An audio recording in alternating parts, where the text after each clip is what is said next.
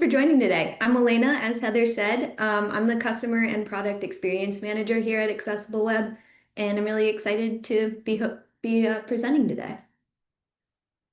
So let's jump right in and start by addressing one of the biggest misconceptions that we commonly hear about accessibility. That is just this narrow technical requirement that only affects a small group of users. In reality, accessibility is really about designing for inclusion. When it's done well, it creates better experiences for everyone. For example, let's think about captions. They're essential for many who are deaf or hard of hearing, but they can also allow users to watch videos without sound without missing important information. I really enjoy watching videos on social media on mute when I'm waiting in public spaces, but I'll scroll right past those videos if they don't have captions. In a situation like this, multiple parties are benefiting from captions. The creator benefits from a wider potential audience. Deaf or hard of hearing individuals are able to ingest the content and benefit from that information. And hearing individuals who cannot or don't want to have sound on are able to ingest that content. It's just that kind of universal value that we're talking about today. It's really not just code or compliance. It's about thoughtful design and implementation that helps people engage, understand, and participate regardless of their abilities.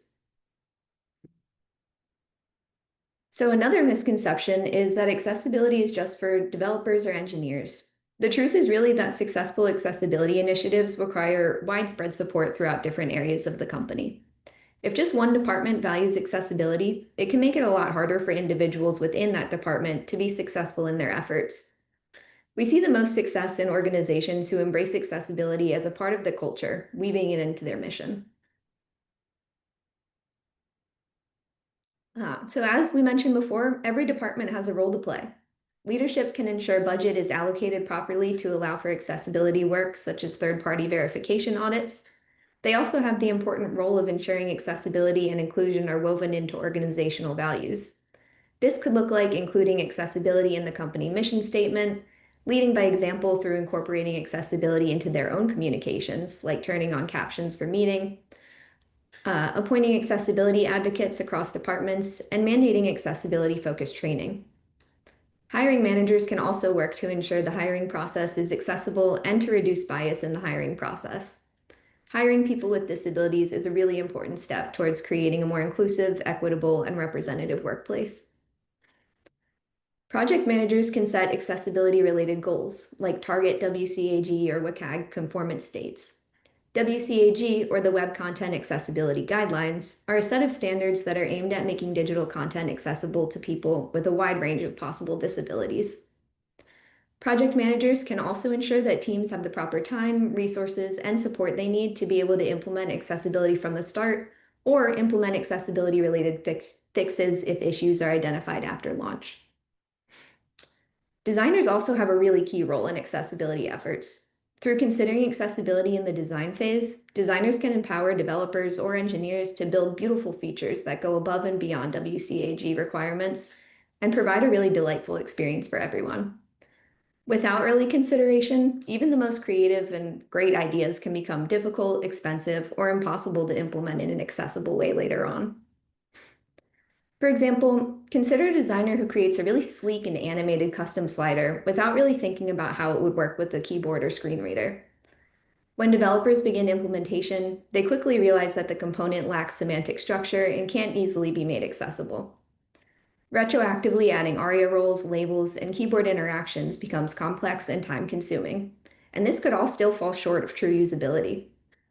If accessibility had been considered in the design phase, the designer and the developer could have collaborated on a plan to build that custom slider with accessibility in mind from the beginning. Through that, they could maintain both the engaging visual design and full usability. And engineers, they can stay up to date on the latest accessibility knowledge, building with accessibility in mind. Now, what can you do? I'd like to provide you with some clear opportunities for getting started. Leaders, can you review your goals and set one measurable accessibility-related objective to achieve in the next quarter? For example, implement accessibility training across the organization or department.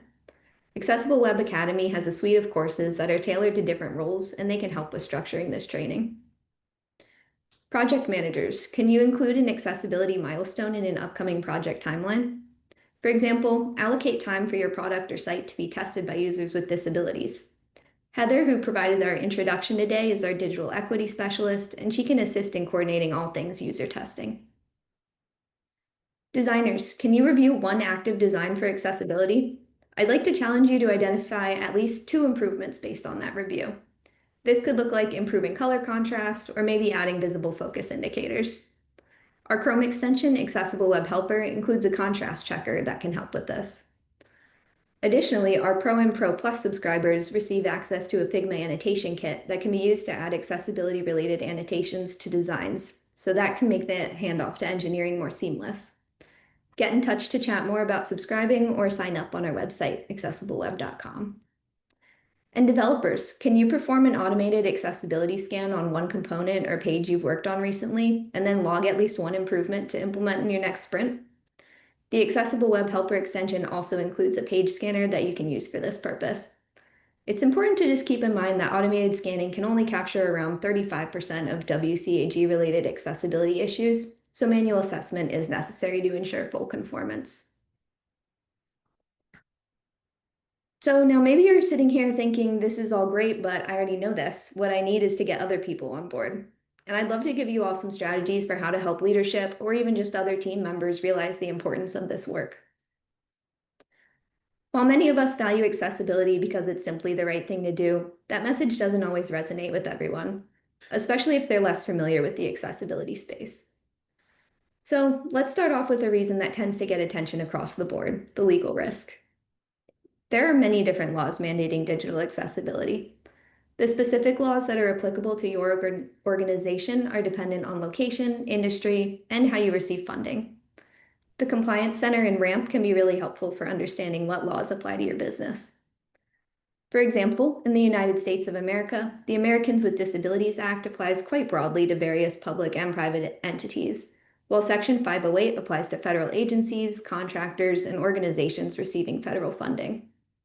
Similar laws exist elsewhere, like the Accessibility for Ontarians with Disabilities Act in Ontario, Canada, and the European Accessibility Act in the European Union. All of this is to say that if your digital content isn't accessible, your organization might be exposed to legal risk, and we've seen that risk become really real. Thousands of lawsuits are filed each year related to inaccessible websites and documents. This trend is increasing, not decreasing. Another compelling reason to invest in accessibility is the clear financial benefit. A well-implemented accessibility initiative can expand reach and reduce costly fixes.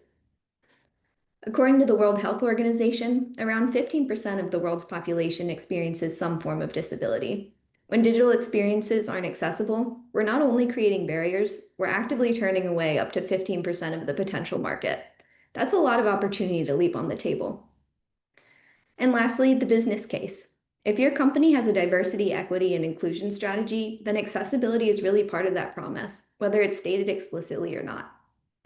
If digital experiences aren't accessible, that promise is undermined as a large segment of the population is excluded. That disconnect affects more than users. It impacts your brand, raising questions about authenticity and follow-through. In today's environment, authenticity and accountability matter really deeply. Consumers, employees, and investors are all paying attention to how organizations live their values, not just in statements, but in actions. Accessibility is one of the most clear ways to demonstrate that inclusion is more than a message, but it's a mindset. When it's done well, it can be a real differentiator. So whether you're just starting your accessibility journey or you're looking to scale it, Accessible Web can meet you where you are and help you move forward with clarity and confidence. Take advantage of our software to streamline processes, receive expert guidance through consulting and training, verify your efforts paid off or identify areas for improvement with our accessibility audits, and communicate the current status of accessibility for your website or product through an accessibility conformance report or BPAT. So now we will open it up to questions.